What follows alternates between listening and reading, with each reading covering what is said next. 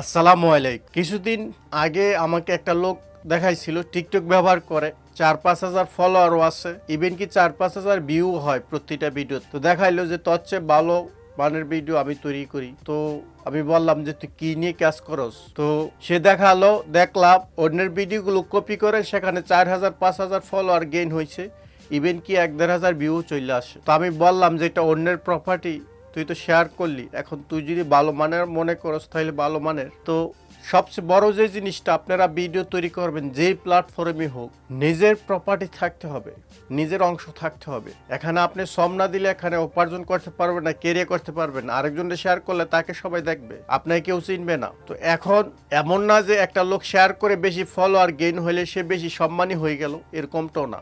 আর video তৈরি করা ফেলা, ভিডিওতে বেশি ফলোয়ার গেইন, সাবস্ক্রাইবার বেশি হওয়া যে ভালো মানের, সেটা না। অবশ্যই আপনাকে ইউটিউব, ফেসবুক, টিকটকের কমিউনিটি গাইডলাইন্স মানতে হবে। কমিউনিটি গাইডলাইন্স কি? এখন আমি ইউটিউবেটা এক্সপ্যান্ড করতেছি আপনাদেরকে, আপনারা ফেসবুক, টিকটক সেগুলো তো সেম গাইডলাইন্স আছে, আপনারা পড়ে নেবেন, সেখানে হেল্প সাপোর্টে। কমিউনিটি ক্রাইম হচ্ছে নিয়মভঙ্গতা, যেমন হার্মফুল ভিডিও দেওয়া, ডেঞ্জার ভিডিও দেওয়া, এই সমস্ত জিনিস যেগুলো ক্ষতিজনক, মারাত্মক, বিপজ্জনক। তারপর নুডিটি, সেক্সুয়াল ভিডিও দেওয়া, তারপর হারাসমেন্ট, সাইবার বুইং আছে, যেমন অন্যের হারাসমেন্ট করা, বিরক্ত করা, দর্শন করা, বা সাইবার বুইং, হ্যাকিং, ক্র্যাকিং, এই সমস্ত জিনিস এগুলো কমিউনিটির। অথবা miss reading metadata, description, thumbnail, tag match না থাকা, এ ধরনের সমস্যা হলে কমিউনিটি ক্লাইম চলে আসবে। আর কপিরাইট স্টেক কি?